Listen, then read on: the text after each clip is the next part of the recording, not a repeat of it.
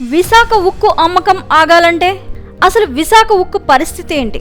BJP మూడోసారి అధికారంలోకి వస్తే తొలి నిర్ణయం దీనిపైనే ఉంటుందా? అలా కాకుండా కాంగ్రెస్ అధికారంలోకి వస్తే ఆగిపోతుందా? అసలు ఏం జరగనుంది? Watch this story.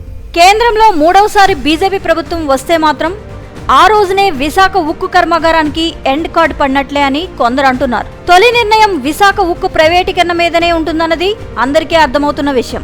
3 ఏళ్ల క్రితం 2021 ఫిబ్రవరి నెలాఖరులో విశాఖ ఉక్కు మీద వేటు పడుతుందని సూచనప్రాయంగా కేంద్రం చెప్పిన దగ్గర నుంచి విశాఖలో ఉద్యమం రాజుకుంది. అది మే 26 నాటికి 1200 రోజులకు చేరుకుంది. ఈ దేశంలో ఇన్ని రోజులుగా ఉద్యమం ఆపకుండా నాన్ స్టాప్ గా చేసిన దాఖలాలు చాలా తక్కువ.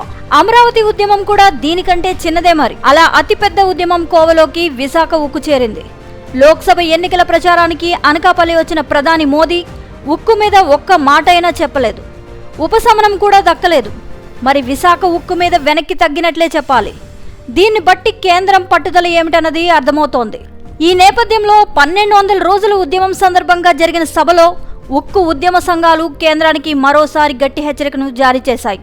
కేంద్ర ప్రభుత్వం ఇప్పటికైనా స్పందించి విశాఖ ఉక్కు ప్రైవేటీకరణ విషయంలో తగ్గాలని డిమాండ్ చేశాయి. మరి ఈ ఎన్నికలు ముగిశాక విశాఖ ఉక్కు పరిస్థితి ఏంటనే విషయంలో విశాఖ ప్రజలు తీవ్ర స్వరంతో మాట్లాడుతున్నారు. కేంద్రంలో బీజేపీ మూడోసారి వస్తే విశాఖ ఉక్కు అమ్మేసినట్లే అంటున్నారు. అలా కాకుండా కాంగ్రెస్ ఆధ్వర్యంలోని సర్కార్ వస్తే మాత్రం విశాఖ ఉక్కు ప్రైవేటీకరణ ఆగినట్లే అంటున్నారు. తమకు ఏదో ఆశ ఉందని, ఆ ఆశ కేంద్రంలో ఇండియా కూటమి రావచ్చు అన్నదేనని అంటున్నారు.